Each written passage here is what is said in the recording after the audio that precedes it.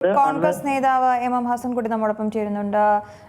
Shri M Hasan, എങ്ങനെയാണ് അദ്ദേഹത്തെ തെന്നല ബാലകൃഷ്ണൻ ഇപ്പോൾ ഓർമ്മയായിരിക്കുകയാണ്? അദ്ദേഹത്തെ എങ്ങനെയാണ് ഓർത്തെടുക്കുന്നത്? കോൺഗ്രസ് തറവാട്ടിൽ ഇപ്പോൾ ജീവിച്ചിരിക്കുന്ന നേതാക്കളിൽ കാരണവസ്ഥാനത്ത് ഞങ്ങൾ ആദരിക്കുന്ന പ്രമുഖനായ ഒരു നേതാവാണ് ശ്രീ തെന്നല ബാലകൃഷ്ണപിള്ള. അദ്ദേഹം താഴെ തലത്തിൽ നിന്ന് കൊല്ലം ജില്ലാ കോൺഗ്രസ് കമ്മിറ്റിയുടെ ട്രഷററായി, പിന്നീട് കൊല്ലത്തെ DC പ്രസിഡന്റായി, KPCC ജനറൽ സെക്രട്ടറിയായി, KPC പ്രസിഡന്റായി ദീർഘകാലം പാർട്ടിക്ക് നേതൃത്വം നൽകിയ അദ്ദേഹത്തിന്റെ നിര്യാണം കോൺഗ്രസ് പ്രസ്ഥാനത്തിന് വലിയ നഷ്ടമാണ്. കൊല്ലം ജില്ലയിൽ കോൺഗ്രസ് പ്രസ്ഥാനത്തെ ശക്തിപ്പെടുത്തുന്നതിന് വലിയ സംഭാവനകൾ നൽകിയ നേതാവാണ് ശ്രീ തെന്നല ബാലകൃഷ്ണപിള്ള. അദ്ദേഹം കോൺഗ്രസിന്റെ സൗമ്യമുഖമാണ്.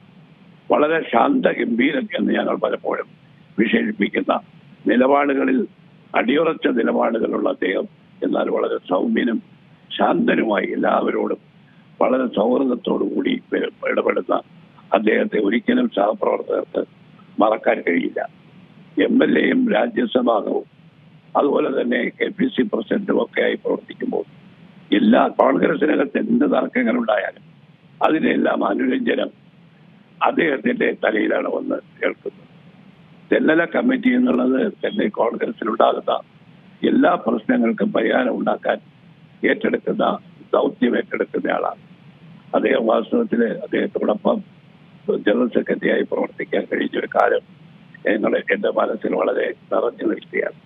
ഇതുപോലെ സഹപ്രവർത്തകരോട് താല്പര്യവും അവരോട് സ്നേഹവും പ്രകടിപ്പിക്കുന്ന KPCC പ്രസിഡന്റ് അദ്ദേഹം എന്റെ അനുഭവത്തിൽ വളരെ അപൂർവമായിട്ടേ ഉള്ളൂ.